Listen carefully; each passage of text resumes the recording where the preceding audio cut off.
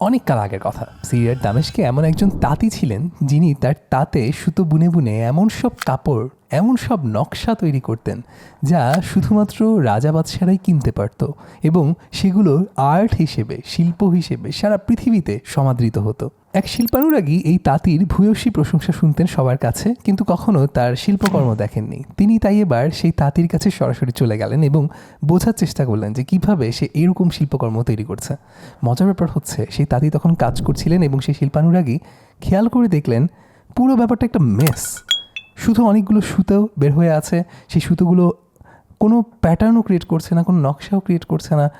তিনি তখন বললেন, এইটা বুঝি আর্ট, এটার জন্য সবাই তোমার এত প্রশংসা করে, কীভাবে সম্ভব? সেই তাঁতি মুচকি হেসে পুরো যে সেটআপটা, কাপড়টা, সেটা উল্টে দিলেন। বোঝা গেল এতক্ষণ তিনি আসলে যেদিকে মূল নকশা তার পেছনের দিকে, উল্টো দিকে কাজ করছিলেন। কাজটা তিনি পেছন দিক থেকেই করেন, কিন্তু যখন উল্টানো হয়, যখন মূল পার্টটা, সামনের পার্টটা সামনে আনা হয়, তখন বোঝা যায় যে কি অসাধারণ ক্রিয়েশন তৈরি হয়েছে। আমাদের অনেকের লাইফও কিন্তু অনেকটা এরকম, তাই না? সব কিছু খুব কেওটিক, কোনো কিছুই ঠিকঠাক মতো চলছে না, কোনো কিছুই হচ্ছে না, যা চাই তা পাচ্ছি না। কিন্তু সত্যি বলতে যতক্ষণ ধরে ওই কাপড়টাকে তৈরি করা হচ্ছিল, বাইরে থেকে দেখে যে কারো কিন্তু মনে হবে যে পুরো ব্যাপারটা একটা কেওস। কিন্তু যিনি ক্রিয়েট করছেন, যিনি তৈরি করছেন, তিনি কিন্তু জানেন তিনি আসলে কী তৈরি করছেন। এবং যখন সময় হয়, যখন এই কাপড়টাকে আনফোল্ড করা হয়, তার সঠিক পার্টটা বের করা হয়, তখন বোঝা যায় যে কোন শিল্পটা তৈরি হয়েছে।